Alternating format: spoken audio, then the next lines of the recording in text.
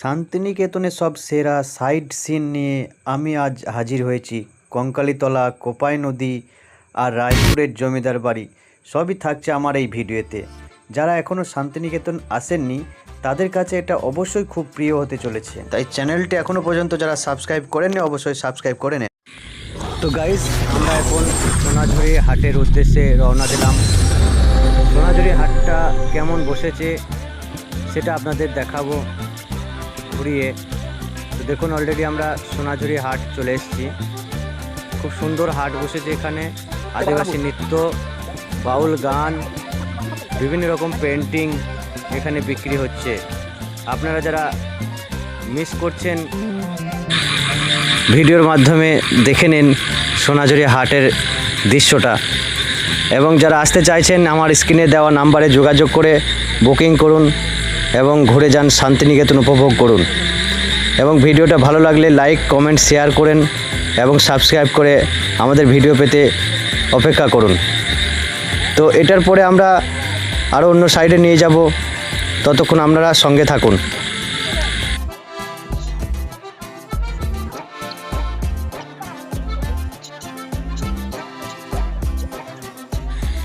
তো আমরা এখন চলে এসেছি সুরুল জমিদার বাড়ি। দেখতেই পাচ্ছেন সুরুল জমিদার বাড়ি, যে বিশাল যে জমিদার বাড়ি, সেই জমিদার বাড়ির সামনে এখন আমরা অবস্থান করছি।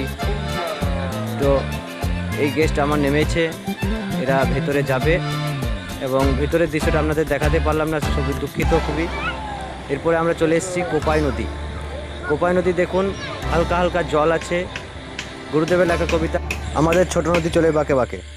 এরপরে আমরা চলে এসেছি কঙ্কালীতলা, 51 পীঠের অন্যতম শেষ সতীপীঠ কঙ্কালীতলা। দেখুন, এরপরে জন্য নিয়ে চলে এসেছি বনবিথির হেঁসেল ঘর। এখানে খুবই সুস্বাদু খাবার পাওয়া যায়। এই খাবার খেয়ে আমরা ফের আবার রওনা দিলাম টোটো নিয়ে ক্যাম্পাসের উদ্দেশ্যে, শান্তিনিকেতন ক্যাম্পাস। দেখতেই পাচ্ছেন এখানে রামকিঙ্কর বেজের যে ভাস্কর্যগুলো রয়েছে, তাল গাছ এক পায়ে দাঁড়িয়ে, সামনে যে বাড়িটা দেখতে পাচ্ছেন তাল গাছ এক পায়ে দাঁড়িয়ে, সব গাছ ছাড়িয়ে যে কবিতা, সেই কবিতার এই গাছটি এখনও রয়েছে এবং পাশে বাউল গানের সুর উপভোগ করুন এবং এখানে শান্তিনিকেতনে কিছু জিনিসপত্র কেনাকাটা করতে পারবেন। এরপরে আমরা চলে এলাম আমার কুটি সোসাইটি। রবীন্দ্রনাথ ঠাকুরের যে একটা মূর্তি এবং এই লাল মাটিকে কেন্দ্র করেই গড়ে উঠেছিল স্বাধীনতা সংগ্রামীদের হাতের ছোঁয়ায় এই আমার কুটি সোসাইটি। এরপরে আমরা চলে এলাম ফের ক্যাম্পাসের দিকে। যেটা দেখতে পাচ্ছেন এটা নাট্যঘর বিশ্বভারতীর যে সমস্ত নাটক অনুষ্ঠানগুলো হয় সেগুলো এখানে অনুষ্ঠানগুলো সবই হয়। এটা একটাই অডিটোরিয়াম। এর পাশেই দেখতেই পাচ্ছেন এই মঞ্চটার নাম হচ্ছে রক্তকরবী মঞ্চ। গুরুদেবের প্রথম নাটক রক্তকরবী এই মঞ্চে অনুষ্ঠিত হয়, সেই জন্য মঞ্চের নাম হয়ে যায় রক্তকরবী। তো যাই হোক, আপনাদেরকে দেখাচ্ছি, ভালো লাগলে লাইক, শেয়ার, কমেন্ট করবেন এবং অপরকে দেখার সুযোগ করে দেবেন। এটা দেখছেন ছাতিমতলা। এই ছাতিমতলাকে কেন্দ্র করে শান্তিনিকেতন গড়ে উঠেছে এবং এটা দেখছেন ইগলু, যেটা বরফের দেশের ঘর বলা হয়।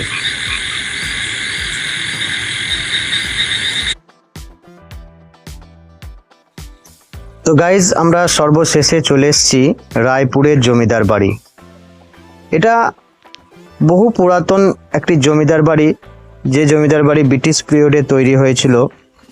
এই জমিদার বাড়ির অন্যতম জমিদার ছিলেন ভুবন মোহন সিংহ, যে ভুবন মোহন সিংহের সেই সময়কার 16 আনার বিনিময়ে যে চুক্তিপত্র হয়েছিল, মহর্ষি দেবেন্দ্রনাথ ঠাকুরকে যে জমি দিয়েছিলেন, সেই জমির উপরেই কেন্দ্র করে গড়ে উঠেছিল শান্তিনিকেতন। শান্তিনিকেতনের উদ্ভাবনের পিছনে এই জমিদার বাড়ির একটা বড় গুণ রয়েছে বা বড় হাত রয়েছে। তো এই জমিদার বাড়ির আরেকজন জমিদার যে ছিলেন তার নাম হচ্ছে লর্ড সিনহা, যার নামে কলকাতায় লর্ড সিনহা রোড রয়েছে। এনার পুরো নাম হচ্ছে লর্ড সত্যেন্দ্র প্রসন্ন সিংহ, যিনি ইংরেজদের কাছ থেকে লর্ড উপাধি পেয়েছিলেন। তার পরিপ্রেক্ষিতেই কলকাতায় লর্ড সিনহা রোডটি গড়ে ওঠে বা তৈরি হয়। তো দেখুন, এখানে যে মন্দিরটা দেখতে পাচ্ছেন এটা এদের পারিবারিক মন্দির। এই মন্দিরের কুয়ো দেখছেন, বা এই মন্দিরকেই কেন্দ্র করে সেই সময় সিনেমাও হয়েছিল, নবাব সিনেমা, রঞ্জিত মল্লিকের নবাব সিনেমা, এবং এই বাড়িতেই 300+ সিনেমার শুটিং আছে। তো এবং এই বাড়িতে আরও বেশ কয়েকটি সিনেমা হয়েছে, উল্লেখযোগ্য সিনেমা, যেমন হচ্ছে খান্ডাহার, নাসিরুদ্দিনের সিনেমা, এবং ভূত চতুর্দশী, যেখানে ভূতের ভয়, গুপ্তধনের সন্ধানে, জিতের যুদ্ধ, এই সমস্ত উল্লেখযোগ্য সিনেমাগুলি এই বাড়িতেই তৈরি হয়েছিল। এরপরে আপনারা পুরো বাড়িটা ঘুরে দেখুন, আমার ক্যামেরাম্যান পুরো বাড়িটা আপনাদের ঘুরিয়ে দেখাবে। ভালো লাগলে লাইক, শেয়ার, কমেন্ট করবেন এবং সঙ্গে থাকবেন। ধন্যবাদ।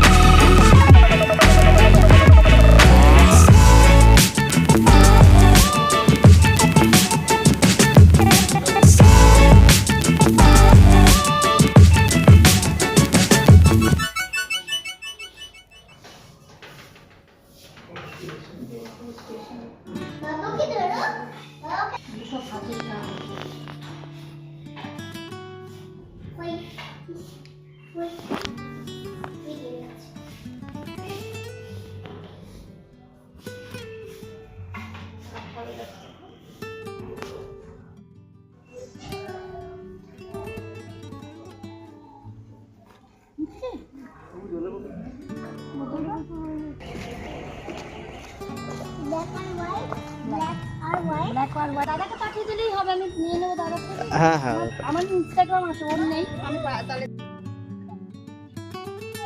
তো স্যার শান্তিনিকেতন ঘুরে আপনার কেমন লাগলো? আমাদের শান্তিনিকেতন টোটো সার্ভিস আপনাদের কেমন লাগলো এটা যদি একটু বলেন।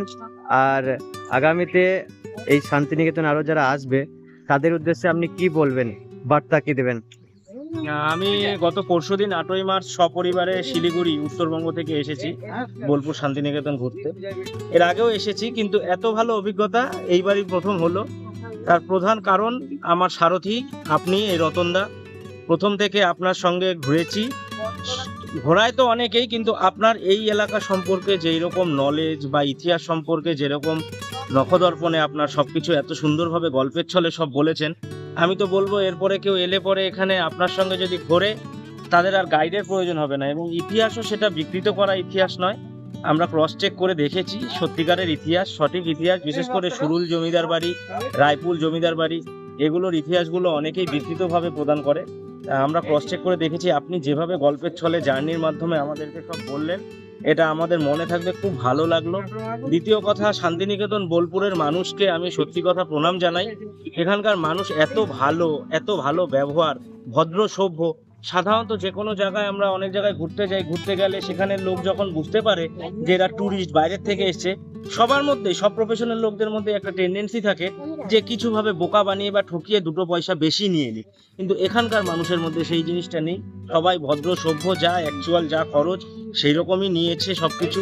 সে তো দেখুন কম বেশি একটু ট্যুরিস্টের থেকে নেবে, কিন্তু ব্যবহারটা এত ভালো যে তাতে আপনার দুটো পয়সা মন থেকে বেশি দিলেও মনে হয় যে না ঠিক আছে। দ্বিতীয়ত, শান্তিনিকেতন সত্যি কথা বলতে বিশ্বভারতী আমাদের বাংলার শিল্প, সংস্কৃতি, ঐতিহ্য, ইতিহাস, গর্বের জায়গা।